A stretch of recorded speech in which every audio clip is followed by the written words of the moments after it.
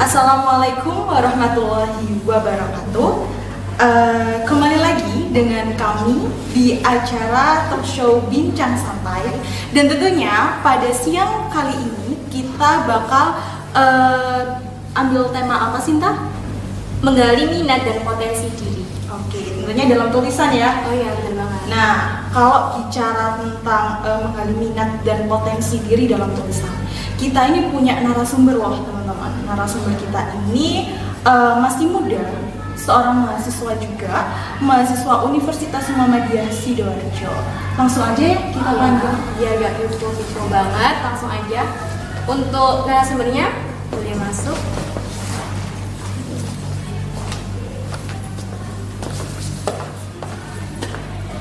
Silakan duduk. Kita duduk ya, Sinta. Kayaknya kita bicara santai aja sih, gitu kan. Iya, Diskusi santai lah. Istilahnya sharing-sharing gitu.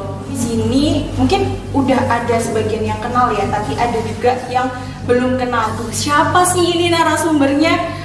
Untuk Mas Asrul, boleh banget perkenalan diri terlebih dahulu. Perkenalkan, nama saya Muhammad Asrul Maulana dari Prodi Hukum. Oke. Prodi Hukum ya? Semester berapa? 3.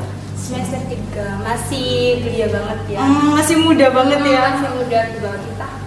Kalau bicara semester 3 berarti angkatan 2020. Iya. Angkatan Covid ya, Corona ya. Gitu, oke. Nah, tadi kan sudah kita singgung ya Sinta, kalau kita ini bakal bahas menggali minat dan potensi dalam tulisan. Nah, hukum ya. Kita kalau bicara tulisan itu pasti identik dengan kayak jurnalis gitu ya. Iya, benar. Nah, sedangkan jurnalis ini lebih prospeknya itu lebih ke ilmu komunikasi. Nah, ini menarik sih. Boleh diceritain nggak sih Mas Asrul? Mas Asrul ini kalau boleh tahu seorang jurnalis kampus ya? Iya. Ya, itu gimana sih ceritanya? Ceritanya itu pada saat mau masuk Unsida ini, aku dapat informasi dari Instagramnya Unsida, bahwasannya informasi tersebut itu membuka open recruitment jurnalis Unsida. Bahwasannya informasi tersebut itu membuka open recruitment jurnalis Unsida. Oh ya, waktu itu saya juga sempat tahu sih, ada pelatihannya juga nggak sih? Iya, benar. Oh ya. Nah, dari situ saya mengikutinya dan hingga saat ini saya itu menjadi jurnalis Unsida. Wih, Hebat keren. banget ya. Terus apa sih yang membuat Anda yakin untuk memiliki profesi jurnalis, sedangkan kan banyak banget profesi-profesi lain yang menjanjikan? Pada awalnya itu menulis, terutama jurnalis itu saya nggak ada bakat sama sekali. Akan tetapi dari mengikuti yang tadi itu pelatihan jurnalis di Unsida itu saya itu ketertarik untuk menggeluti bidang jurnalis. Oh, kayak ini ya, pengembangan potensinya tuh kayak langsung dapet di jurnalis Iya. tadi. Oke, berarti dapat kita ambil kesimpulan nih bahwasannya seorang jurnalis itu nggak harus punya skill, nggak harus punya keterampilan dalam dirinya, tapi gimana sih caranya, gimana kemauan kita untuk rutin, untuk mau mengasah ya, mengasah tulisan kita gitu. Mungkin apa sih hal menyenangkan jadi seorang jurnalis kampus itu? Hal menyenangkan sih banyak sekali. Dari internal dulu itu menambah relasi pertemanan. Kemudian saya itu suka mengungkap suatu informasi yang positif tentunya. Itu yang kedua. Kemudian kalau dari pengembangan diri saya sendiri itu buat universitas sendiri itu saya ingin berkarya di universitas yang saya jalani. Gitu. Nah, tadi kan sempat ikut pelatihan jurnalis ya. Itu kalau boleh tahu berapa hari sih? Atau mungkin berapa minggu lamanya? Ya kayak 1 minggu berapa kali pelatihan. Waktu itu kalau seingat saya itu bulan September Oktober 2020. Oh, Berarti masih bulan penuh ya? Iya. Iya. mungkin kisaran segitu ya. Iya. Dan Tahun itu lalu. masih ini ya, berarti masih pandemi ya, Ya, masih dan pandemi. perkuliahan itu masih dilaksanakan secara daring atau online. Tapi kan sih maksudnya kan kemauannya ada buat Kan ikut pandemi juga, pasti tapi kan langsung terjun langsung. benar-benar pasti kan mikirnya gini, aku pandemi nih, daripada cuman belajar online, cuman di rumah nggak ngapa-ngapain, mending aku ikut kegiatan positif yang mungkin sekiranya bisa mengasah keterampilan aku nih kayak Iya, gitu kan. Dan dari situ buktinya sekarang Mas Asrul direkrut ya jadi jurnalis kampus ya. Kampus. Hebat sih, masih semester 3 gitu kan. Ketiga udah punya kemampuan yang mungkin orang lain nggak bisa, seperti Mas Asrul. Benar-benar. Terus menurut Mas Asrul sendiri, apa sih yang jadi kesulitan dalam tantangan tersendiri menjadi seorang jurnalis? Menurut pengalaman saya itu kesulitannya itu ketika mewawancarai, terutama mewawancarai seseorang, karena mungkin perbedaan kesibukan sehingga itu sedikit menghambat, itu kesulitannya. Ini pernah nggak menemuin narasumber yang mungkin kayak orangnya tuh susah diajak ngobrol kayak gitu? Ya, Apa sering. sering? Ya. Cuman dalam kode etik jurnal sendiri kan sudah diajari gimana caranya mengobrol dengan seseorang, terutama yang tanda kutip di atas kita gitu, untuk menjadi narasumber. Ya ada itu ilmu tentang itu. Terus tindakan apa yang Mas Asrul lakukan kalau dalam posisi tersebut? Pertama sih untuk itu dulu via chat WA biasanya. Konfirmasi Kalau dulu ya? kalau dari situ nggak memungkinkan, kita biasanya itu janjian kepada narasumber tersebut. Misalnya ketemu di ruangan atau di mana, kemudian kita wawancara secara offline. Gitu. Ya, berarti emang ini ya, wawancara itu boleh dilakukan secara online ya, secara dari melalui WA mungkin ya. Nah, ini nih, aku mau tanya nih, kan kalau misalnya di online itu nggak memungkinkan, otomatis kan harus bikin perjanjian terlebih dahulu, harus bikin konfirmasi seperti tadi ya, konfirmasi terlebih dahulu ke narasumber yang akan kita tuju. Nah, ini kalau misalnya terkait berita up to date, strict news. Nah, kalau misalnya kita harus bikin perjanjian dan kita harus menyesuaikan jadwal narasumber kita, itu kalau strict news itu kan harus segera up to date ya, harus Iya, segera update ya. Itu gimana sih biar tulisan itu tetap di up di media, tapi kita juga tetap dapat jawaban, informasi, data-data dari narasumber itu tadi. Gitu. Iya. Kalau pengalaman saya dari strike news sendiri itu, kalau misalnya nih ada narasumber yang tanda kutip pasif, Oke. nah kemudian bagaimana caranya ini biar berita kita itu dimuat lebih cepat, padahal kan jadinya strike news. Benar. Biasanya itu saya itu membuat lead terlebih dahulu, lead berita yang paragraf awal itu. Nah itu saya buat itu H-1 sebelum acara, itu sudah saya buat. Kemudian kira-kira nih narasumber tersebut tuh kira-kira ngomong apa. Contohnya sih misalnya acara wisuda kemarin. Oh iya. Nah, jadi sebelum wisuda itu saya sudah membuat template lead. Paragraf pertama ke paragraf kedua, jadi misalnya omongannya Pak Rektor Unsida, nah itu beliau kira-kira bilang apa, itu saya saya mix di template tersebut. Jadi pada waktu hari hanya saya tinggal menyocokkan aja gitu. Oh. Jadi nggak mulai nol gitu ada. Berarti udah ada persiapan terdahulu. Dan udah ada gambaran sih pastinya. Benar. Terus aku mau tanya lagi nih, menurut Mas Asrul sendiri pernah nggak sih kayak mikirin prospek kedepannya? Apa tetap mau jadi jurnalis atau gimana? Kalau dari prospek kedepannya itu sebenarnya itu cita-cita saya itu bukan jurnalis. Saya menganggap jurnalis ini cuma ya mungkin Hobi aja ya? hobi dan sampingan. Kalau cita-cita saya sendiri itu menjadi hakim, kan? Ya. Makanya kenapa pilih prodi hukum ya? Prodi hukum. Setahu saya sih emang sih sebuah tulisan itu sebenarnya nggak cuman sekedar hobi, tapi bisa kita gunain jadi profesi gitu kan, bisa kita gunain jadi ladang cuan buat kita gitu. Benar banget. Salah satunya ya ini pengalaman tahu Mas Asrul sendiri kan, ilmu hukum, tapi dia punya potensi yang besar dalam jurnalistik dan dalam tulisan. Nah terus ini Mas, aku mau tanya, kan kalau misalnya tulisan itu kan pasti nggak cuman aku, Sinta, atau mungkin Mas Asrul pernah ngalamin ya. Kalau tulisan itu pasti kayak kita habis nulis ini nih misalnya 2 tulisan, terus nanti kita ada target 1 tulisan lagi. Nah itu pasti kan muncul tuh rasa bosen, aduh ketemu tulisan lagi, halah tulisannya itu cuman gini-gini aja, paling ya nggak jauh beda sama isinya tuh, nggak jauh beda sama apa yang aku tulis kemarin. Itu pernah nggak sih kayak mungkin moodnya buruk gitu atau berbeda? Pernah. Itu gimana cara ngatasinnya? Iya, kalau gitu itu tergantung pada itu waktu yang saya buat sendiri. Jadi saya itu misalnya ada jadwal berita hari Senin gitu ya, itu kalau jadwal webinar itu mesti saya itu kesampingan dulu, saya fokus pada kayak mungkin MOU kampus dengan ya, kemudian kayak pertemuan dosen, kemudian ada acara Abdimas itu saya dahulukan. Jadi kalau berita webinar itu ya menurut saya sedikit bosen. Memang benar.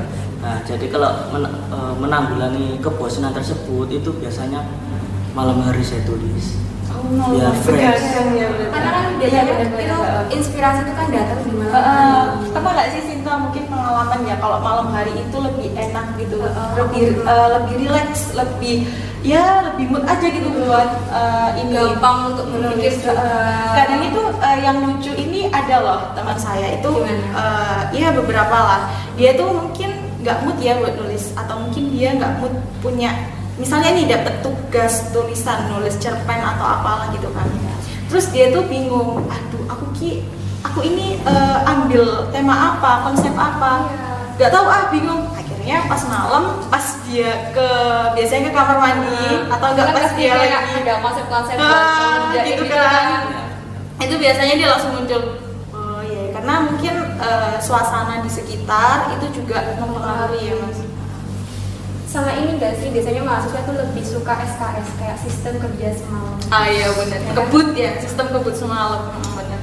Kayak gimana ya, biasanya itu kalau udah mepet deadline, kayak konsep-konsep yang mau dikerjain itu muncul semua. Kayak udahlah 1 hari aja pasti bisa, kayak gitu kan. Nah iya, ini sih aku baru ingat kalau ternyata Mas Asrul ini kemarin sempat menang di acara literasi writerpreneur ya, yang diadakan oleh mahasiswa prodi ilmu komunikasi. Itu gimana sih Mas ceritanya? Boleh lah dicerita, sharing-sharing gitu mungkin. Apa iseng-iseng doang atau gimana, emang udah niat mau ikut atau gimana? Kalau niat sih ada. Saya itu melihat ya pamfletnya kemarin yang di share panitia gitu. Nah itu saya tertarik karena saya itu belum pernah itu mengikuti lomba cerpen. Jadi itu pertama kali. Yang kemarin itu saya itu pernah ikut kayak karya tulis ilmiah, itu sudah pernah juara. Kemudian yang artikel ilmiah, teks opini mahasiswa, legal opini hukum, itu saya sudah mengikuti. Dan tapi yang cerpen ini itu baru pertama kali, jadi saya itu kepingin nyoba hal baru gitu. Tapi sebelumnya udah pernah kayak ya mungkin iseng-iseng nulis cerpen lah gitu, atau cerita-cerita? Karena saya ini basicnya penulis yang ilmiah dari fakta-fakta gitu loh. Jadi saya itu tertarik untuk nyoba hal yang berbau genre lain, kayak cerpen kan fantasi, non-fiksi gitu. Jadi saya ingin tertarik dan alhamdulillah bisa mendapatkan juara 3 itu. Tingkat nasional. Keren sih benar-benar. Karena sebenarnya kalau kita nggak pernah nyoba, kita nggak mau nyoba ya kita nggak akan tahu kan gitu. Kayak mungkin Mas Asrul nih teman-teman basicnya nulis berdasarkan data-data ilmiah gitu kan, mungkin kayak tadi karya tulis ilmiah dan udah menjuarai, tapi dia pengen bikin konsep tulisan yang baru, bergenre baru, dan ternyata rezekinya emang ya menang gitu. Menulis cerpen. Kalau boleh tahu kemarin judulnya apa Mas? judul cerpen kemarin itu Musafir Cinta. Wih, Dari judulnya aja. Sedikit. dari pengalaman atau gimana nih Mas? Enggak, Enggak. kan Musafir Cinta kan menceritakan tentang seseorang dua kekasih itu mengalami kebutuhan khusus, buta. Ya, saya itu inspirasinya pada saat ngopi di tempat saya itu saya melihat iya, orang iya. buta. Oh, jadi inspirasi itu sebenarnya dari mana-mana loh sih. Ya, saya melihat orang buta. Kamu lihat aku pun bisa jadi inspirasi loh. Iya, kemudian dari yang Nanti saya aku- lihat, itu saya itu terinspirasi. Oh, ternyata itu cinta itu nggak memandang siapapun. Orang buta pun tuh berhak mendapatkan cinta. Nah, dari tema besar tersebut itu saya membuat cerpen, ceritanya itu kisah cinta seorang buta. Jadi menceritakan bagaimana cara orang buta tersebut berkencan, kemudian menghadapi dilema masyarakat seperti itu, sehingga dia happy ending. Oh, Keren ya. ya soalnya kan banyak banget orang-orang itu kayak memberikan orang ini tuh buta, terus pasti ceweknya memandang fisik atau yang lain, dan ternyata tuh nggak semua kayak gitu kan. Nah, kalau untuk Mas Asrul sendiri nih, berapa orang sih di jurnalis Unsida itu kalau boleh tahu? Apakah cuma Mas Asrul sendiri? Tidak. Kalau di jurnalis Unsida dulu pada waktu pelatihan tuh banyak sekali, mungkin Wih. sekitar 20-an. Dan Terus seleksi karena- alam gitu iya, ya. benar. Seleksi Karena alam itu kalau pasti seleksi lah. alam sekarang ini tinggal 10. Berapa? 10. Kalau yang itu dibagi setiap fakultas. Jadi kan di Unsida kan ada 5 fakultas. Orang 10 tersebut itu misalnya dari prodi saya hukum, berarti saya mewakili FIS. Kemudian teman saya yang dari prodi itu PGSD teknik juga ada, itu mewakili fakultasnya masing-masing. Tapi emang yang sering aku lihat ini Mas Asrul tuh sibuk banget loh. Kadang enak nggak sih Mas misalnya? Ya mungkin kalau menurut saya enak juga ya ketika ada misalnya ada event di kampus 3 atau kampus 2 gitu. Nah terus ada agroteknologi yang bikin bisnis apa itu jual beli itu ya. Nah itu kan Mas Asrul Unsida sayuran Farm Store. Unsida Oh, Farm iya. Store itu kan juga Mas Asrul yang kayak ngeliput gitu ya. Jadi kan artinya di sana Mas Asrul ya kayak refreshing gitulah, Ya, cari tempat baru gitu.